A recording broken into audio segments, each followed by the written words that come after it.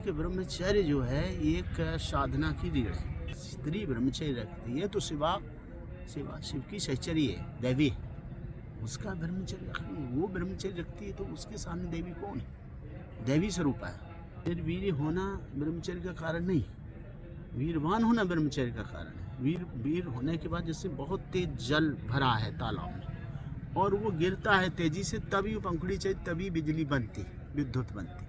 लेकिन यदि व्यक्ति ये सोचे कि जल ही नहीं है तो ब्रह्मचर्य है, बुढ़ापे में ब्रह्मचर्य, तो किस काम का ब्रह्मचर्य? ब्रह्मचर्य का आवेग तो जैसे आपने तमाम सिद्ध पुरुषों ने अपने जवानी में ब्रह्मचर्य को मजबूत किया। अब जब कुछ शरीर में रही नहीं, आवश्यकता नहीं रहेगी, फिर आदमी ब्रह्मचर्य, तो वो तो मजाक है ब्रह्मचर्य। ब्रह्मचर्य हमेशा किशोरावस्था में बनता है, इसलिए विद्यार्थी के लिए ब्रह्मचर्य का पहला लक्षणों में बताया। काल भैरव जय उग्र काली। महाराज जी, जैसे हम बात कर रहे थे कि ब्रह्मचर्य भी तंत्र में जरूरी होता है। ब्रह्मचर्य तो रीढ़ है, तंत्र या कोई साधना की रीढ़ है ब्रह्मचर्य। बगैर ब्रह्मचर्य के तो विद्या भी नहीं, बगैर ब्रह्मचर्य के तो कोई साधना भी नहीं, अधूरी है। क्योंकि ब्रह्मचर्य एक ऐसा वो है, वो प्राण है एक तरह से शरीर में। ब्रह्मचर्य एक ऐसा है कि ब्रह्मचर्य जो है एक साधना की रीढ़ है। यदि मैं कहूँ बिटिया तुमसे कि ये व्यक्ति ब्रह्मचर्य नहीं है और सारी चीज़ कर रहा है तो सब निष्फल है। ब्रह्मचर्य ये मैं नहीं कह रहा हूँ कि ब्रह्मचर्य वो आशातीत करे, मतलब वो पूरा ब्रह्मचर्य में डूब जाए, लेकिन जो ब्रह्मचर्य जरूरी है मध्यम रूप में वो जरूरत है। एटलीस्ट जब तक वो साधना के पीरियड में है, हाँ, तो साधना काल में है। कई साधना तो ऐसे बगैर ब्रह्मचर्य की हिलती भी नहीं, जैसे बगलामुखी साधन, उसमें ब्रह्मचर्य अनिवार्यता रूप से ब्रह्मचर्य पृथ्वी पे सोना। यदि ब्रह्मचर्य नहीं है तो बगलामुखी साधन नहीं कर सकते। 10 महाविद्याओं में जरूरी है। 10 महाविद्याओं में तो ये ब्रह्मचर्य महाविद्या शक्ति का मतलब है कि ब्रह्मचर्य के बगैर हम शक्ति के पास जा नहीं सकते। यदि हम ब्रह्मचर्य तभी शक्ति हमको अपनाएगी, नहीं तो ये खोखला है जीवन। ब्रह्मचर्य यदि हैं, हमारा ध्यान कंसंट्रेट है और हम किसी तरह के इस वासना मोह या किसी तरह के मन के आंदोलन में नहीं है, मनोवेग में, तो हम सच्चे रूप से उनको पहचानते हैं, माँ को, वो हमको पहचानेगी। दूसरा, ब्रह्मचर्य का एक मूल रूप बता दें। बड़ी तपस्या है ब्रह्मचर्य, अखंड। ये देवताओं को भी दुर्लभ रही है, सबसे बड़ी तपस्या है ब्रह्मचर्य। ये देवताओं के लिए भी देवताओं का भी ब्रह्मचर्य, इंद्र का भी ब्रह्मचर्य खंडित तो दुनिया की दिखाए, लेकिन जो ब्रह्मचर्य रख लिया वो ब्रह्मतुल्य है। किस तरह है? ब्रह्मतुल्य, वो भगवान के रूप हो गया। ब्रह्म ही सबसे बड़ा, अलख निरंजन ही सबसे बड़ा ब्रह्मचर्य। ब्रह्मचर्य एक तेज है, जो तेज आत्मा में एक शक्ति रूप में विद्यमान होता है। ये ऐसा है कि जो ब्रह्मचर्य रखते हैं उनकी कुंडली स्वतः ही जागृत हो जाती है। यदि थोड़ा भी ध्यान पे प्रयास करते हैं, कुंडली उनकी आँखों में एक गजब का तेज है। और उनकी जो ब्रह्मचर्य से खंडित होते हैं वो निष्प्राण होते हैं, उनके शरीर में तोतला होता है, उनके कोई भी कार्य सही नहीं होते, वो स्वार्थवश होते हैं मानो, और स्वार्थ में डूब के वो ब्रह्मचर्य का पूरी तरह खंडन करते हैं। जो व्यक्ति परमार्थ में जुड़े हुए हैं वो ब्रह्मचर्य पर बहुत ध्यान देते हैं। और जो एक चीज़ और है, इसमें हम आपको बताएं कि ब्रह्मचर्य आप रहे, ब्रह्मचर्य से आपको क्या क्या मिलेगा, कैसे कैसे होगा, उसको ज़रा सोचिए। लोग सोचते रहे कि सबसे बड़ी साधना थी तंत्र में वामा चक्र, और उसको कहते थे पंचमकार। पंचमकार में ब्रह्मचर्य रीढ़ थी, बीच में था, लेकिन उसको सही व्याख्या नहीं करी है लोगों ने। मन, मत्स्य, मदिरा, मैथुन और मांस, ऐसी 5 चीज़ों को मकार में माना गया है, लेकिन उसमें मन में मूलता माना गया। और मन मत कामदेव, जो मन को मतता नहीं, जो मन को कंसंट्रेट कर लिया है। मन मथा तो मन शरीर मत देगा, भंवर चली शरीर में, पूरा शरीर बह जाएगा, मतलब शरीर खोखला हो जाएगा। यदि मन पे नियंत्रण जिसने पाली वो सच्चा साधु है, सच्चा योगी है, सच्चा ईश्वर का प्रिय। आत्मा स्ट्रॉन्ग तभी होती है जब मन पे नियंत्रण पाता है, और मन यदि स्ट्रॉन्ग होता तो आत्मा डाउन होती, तब आत्मा परमात्मा का ही रूप है। वो आत्मा को पहचानते ही नहीं हम लोग, आत्मा को डुबो लेते हैं, क्योंकि विषय वासना मन में पड़ के और वो ब्रह्मचर्य ना करके और इसको आत्मा को नष्ट कर लेते हैं। जब आत्मा जिसकी डूब जाती है तो कहाँ से वो ब्रह्म को पाएगा, कैसे पाएगा, संभव ही नहीं। आत्मा को स्ट्रांग बनाना ही ब्रह्मचर्य का काम है। और ब्रह्मचर्य ऐसा तेज है कि योगी की आगे अलख ज्योति जब जागे। यदि आप ब्रह्मचर्य हैं और ध्यान करती हैं सच्चा ध्यान, तो वो आपका जो आवेश होगा वो आपका आवेश तेज के रूप में बन जाएगा। ब्रह्मचर्य के रूप में कुंडलनी जो तेज हो जाती है, कुंडलनी एकदम बहुत तेज हो जाती है, क्योंकि ब्रह्मचर्य उसमें शक्ति भर देता है।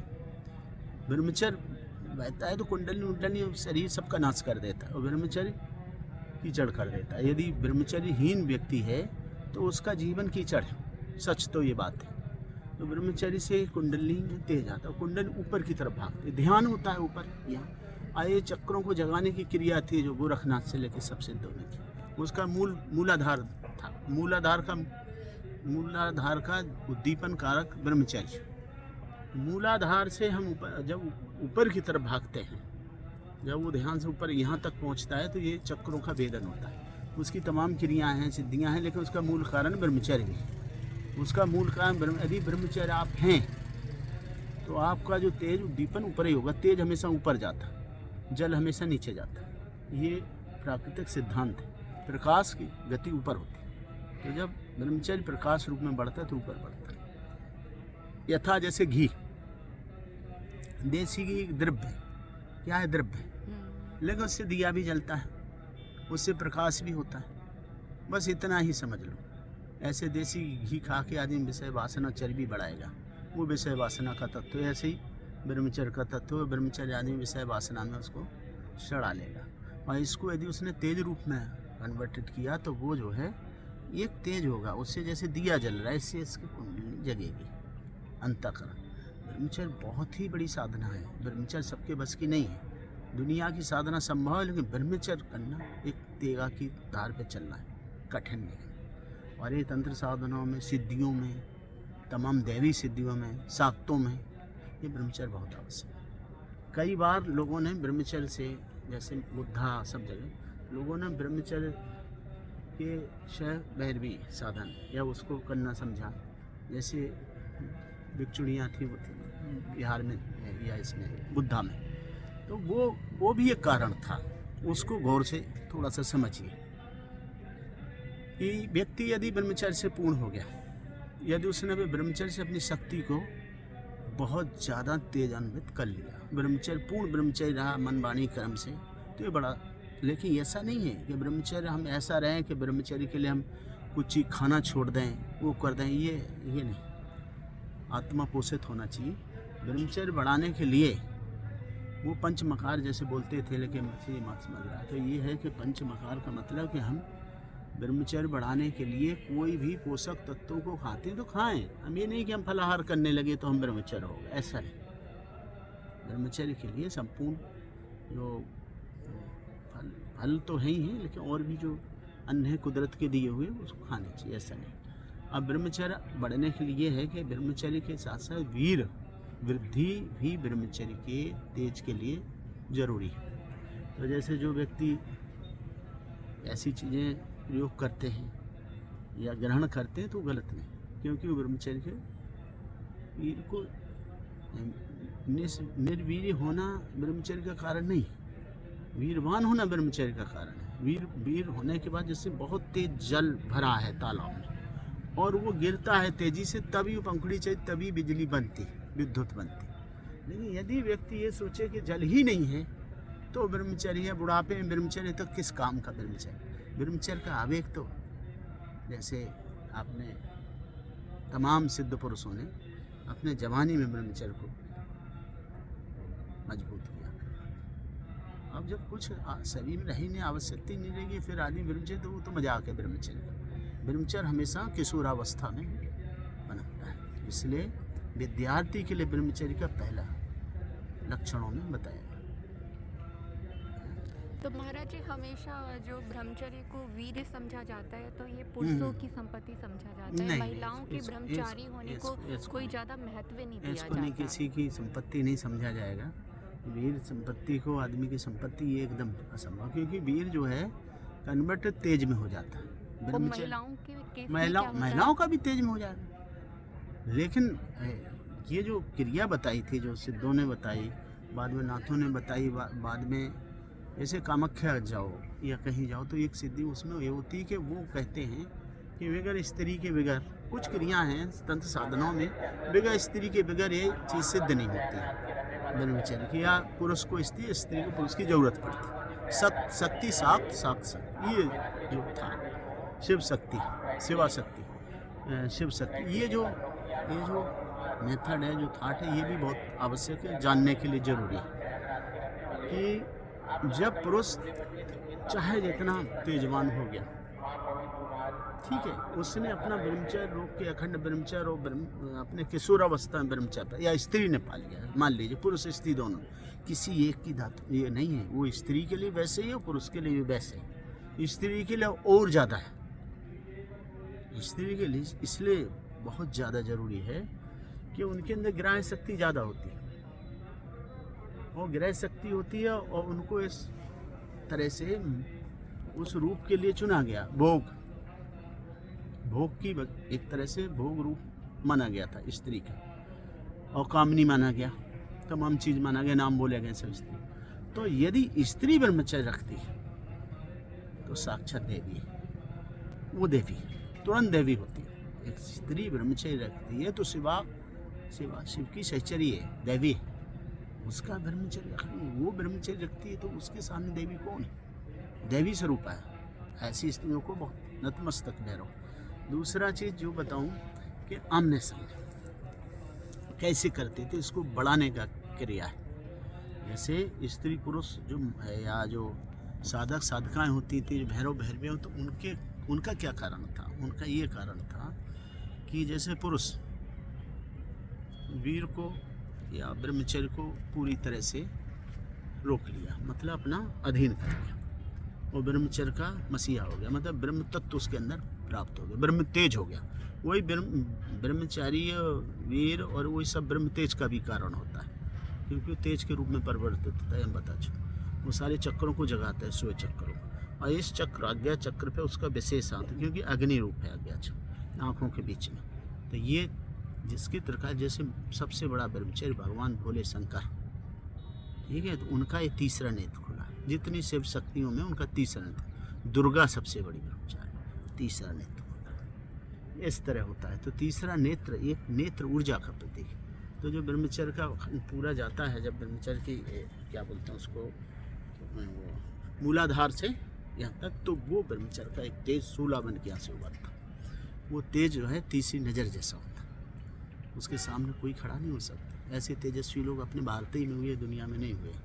दूसरा मैं बताऊं कि स्त्री पुरुष के बढ़ाने के कारण, जैसे अब पुरुष परम अलग ब्रह्मचारी हो गया, लेकिन ब्रह्मचारी को ब्रह्मचर्य को आकर्षित करने वाली, पुरुष को आकर्षित मानने प्रकृति होती है, यानी स्त्री, और स्त्री को आकर्षित करने वाला पुरुष होता है। तो जब ये दोनों आमने सामने होते हैं तो उस ब्रह्मचर्य की टकराहट होती है, मतलब आँखों से, या उससे उसको लोग बोलते थे भैरवी चक्र, और उसको, लेकिन ये नहीं था, भोग से वो प्राप्त नहीं होता, मात्र देखने से।